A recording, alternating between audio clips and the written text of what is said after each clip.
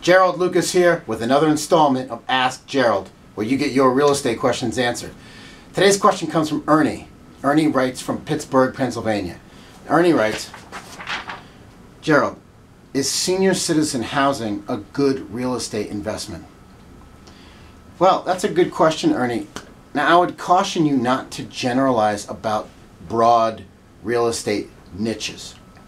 And I know that a lot of investors, both institutional and private, have become interested in senior citizen housing mostly because of the allure of an aging baby boomer population.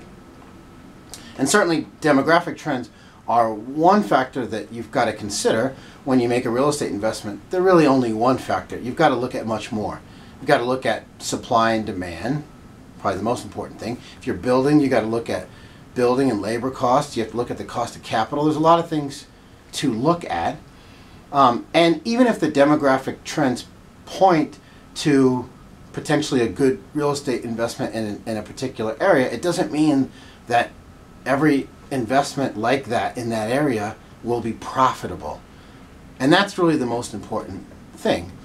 So, I've known people who've both made and lost money building over 55 communities, for example. So that if you're building or buying to sell, you've got to make sure that your potential buyers have the financial means and the interest to buy what you're selling. If you're building or buying to rent, you got to make sure that potential renters have the financial means and interest to rent whatever you're putting on the market. In short, there really is no substitute for due diligence.